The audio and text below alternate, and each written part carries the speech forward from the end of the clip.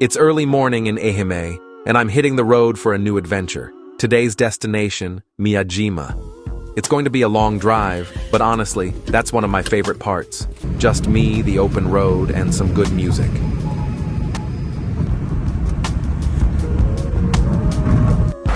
The highways in this part of Japan are beautiful. Smooth roads, mountain views, and those long tunnels that feel like time machines.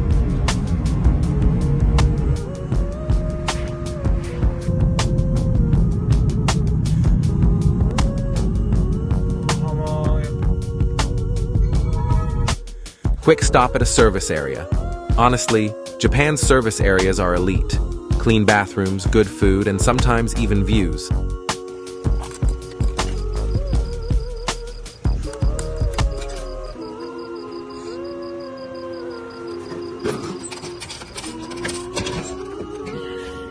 I grabbed a drink, stretched a bit, and hit the road again.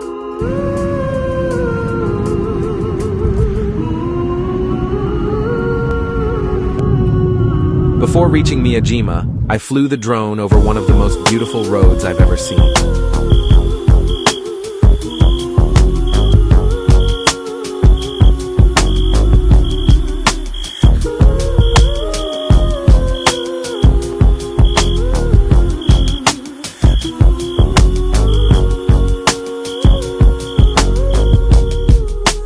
A quiet stretch of highway wrapped in cherry blossoms.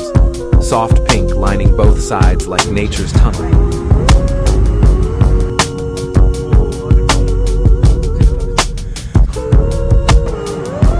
I've been through so many tunnels on this drive.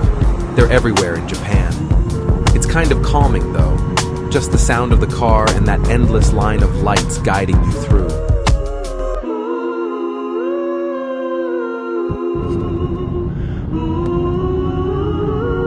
Time to pay the toll. Pretty standard when driving on Japanese highways. The roads are smooth and well kept, but yeah, they're not free. Still, for a drive like this, it's worth every yen.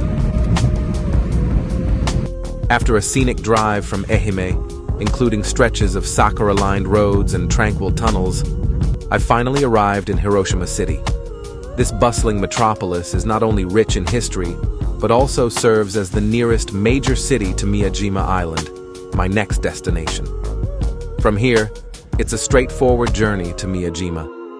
I'll head to Miyajimaguchi Station, where a short ferry ride across the Sato Inland Sea awaits, leading me to the island's iconic floating Tory gate and serene landscapes. This is the ferry that connects the mainland to Miyajima Island. I'm actually taking my car across, which is super convenient. Just drive on, park, and enjoy the short ride. The whole trip takes about 10 minutes, but it's such a cool experience. You get beautiful views of the water, and if the weather's clear, you can already spot the famous floating Tory gate in the distance. Miyajima feels like a world apart, and crossing by ferry really adds to that feeling. Like you're leaving the city behind and stepping into somewhere quieter, older, and full of nature.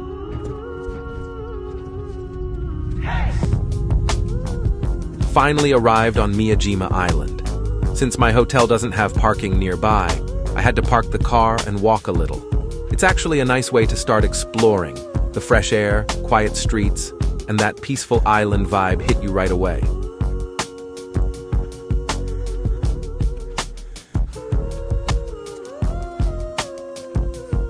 Finally made it to the hotel. It's tucked away in a quiet corner of the island, perfect for some peace and rest. I'm pretty tired after the long drive and day of traveling, so I'm going to take it easy tonight and recharge. Tomorrow, the real adventure begins as I explore the whole island. Day 2 on Miyajima begins with perfect weather.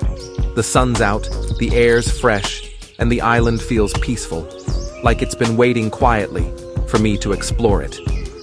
Miyajima, officially known as Itsukushima, is one of Japan's most sacred islands. For over 1,000 years, it's been considered a spiritual place. So sacred, in fact, that people once weren't even allowed to die or be born here. Now I'm heading to the other side of the island, the part most visitors never see. No big crowds, no souvenir shops, Just winding roads, untouched nature, and quiet coastlines.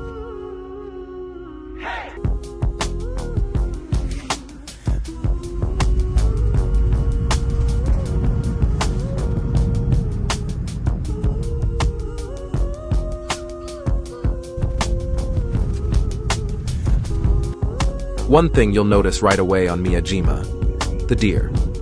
They're everywhere, quietly roaming the streets, the beaches, even near the shrines. The deer on Miyajima aren't just animals, they're part of the island's soul.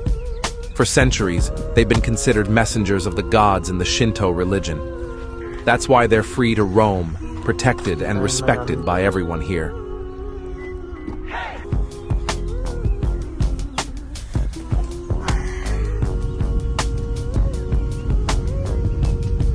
You've got to be extra careful when driving around this part of the island. The deer are everywhere. They'll suddenly wander onto the road, and they're not in a hurry. Looks like this road leads to a secret beach, not marked on many maps, and definitely not part of the usual tourist trail. Let's see where it takes us.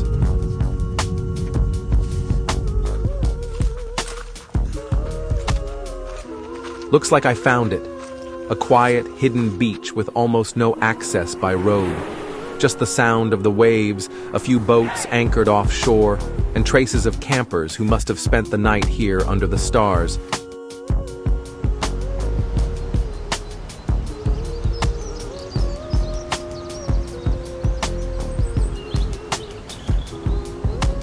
Over there, that's the bridge connecting to the next island.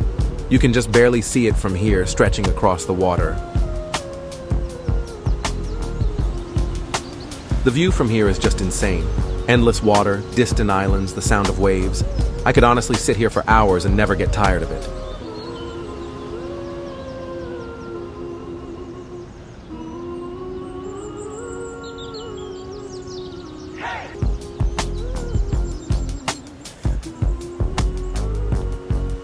Here I am, the next spot with an incredible sea view. It's a bit daring to get here, but totally worth it.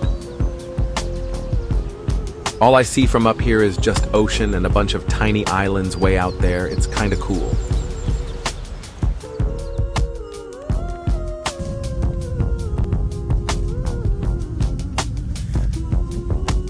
I'm heading down to sea level now.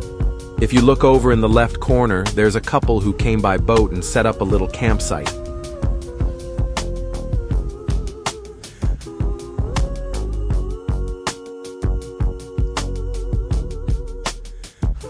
Then, I hit the road again. On this island, no matter where you go, the sea is always by your side. Out here, you'll see people camping right by the sea. They drive in with their cars, set up tents, and just enjoy the view. It's the perfect place to slow down and disconnect.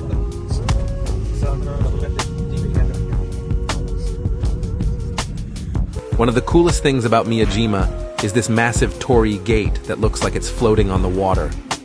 At high tide, it's like something out of a dream, just standing there, perfectly calm.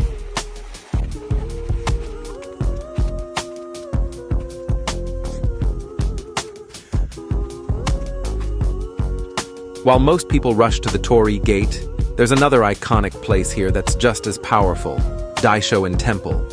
It's one of the most important temples on the island, sitting quietly at the base of Mount Mizan. With its deep red halls, ancient statues, and peaceful mountain atmosphere, this place feels like it's frozen in time.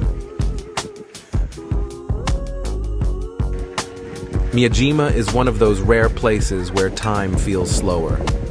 Every corner has a sense of calm, from quiet forest paths to deer casually walking through town. It's an island where nature and spirituality blend together. You hear the ocean, smell the incense from ancient temples, and feel this deep, peaceful energy everywhere you go. It's not just about sightseeing, it's about feeling. And once you've been here, a part of you stays here.